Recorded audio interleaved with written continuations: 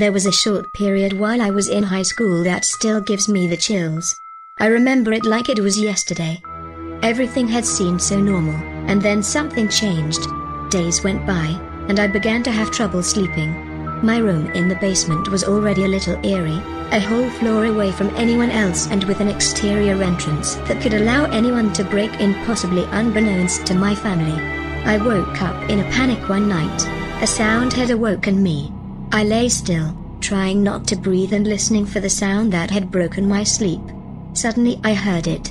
A quiet, evil-sounding laugh. I closed my eyes tightly, telling myself I had imagined it. But I heard it again. An eerie childlike laugh that sounded very nearby. I convinced myself I was just half asleep, and was finally able to doze back off. When I woke the next morning it seemed like a dream, and I brushed it off. Days later I was awoken again in the middle of the night by a loud crash in the room. I jumped awake, panicking and breathing heavily. I peered into the darkness, wondering what could have possibly made the sound.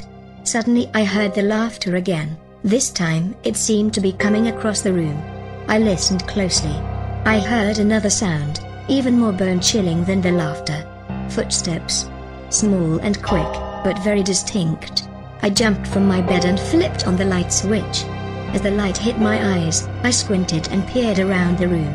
That's when I noticed what had made the sound that had woken me up. On my desk had sat a jar filled with pencils, and it had been tipped over. The pencils were strewn all over the desk. It was a heavy jar. It could not have fallen over without being touched. I grabbed the pillow from my bed and bolted out of my room and up the stairs. Something was happening in that room. As I nestled into the couch outside my parents' bedroom, I felt much safer and at ease. I began replaying the events of the past few nights and trying to come up with a logical explanation. But suddenly it hit me, the only variable factor that could have caused these things to happen. Days prior, I had invited my boyfriend over on New Year's Eve. Moments before he arrived, I realized my Magic Cat Club doll Rose was sitting in plain sight in my room.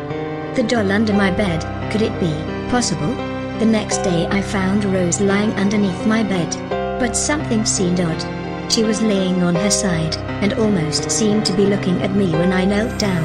I quickly removed her and placed her back on the shelf where she had previously lived. I slept soundly that night, and every night after.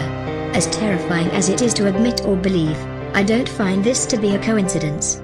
Everyone has toys at some point in their lives that they imagine are alive.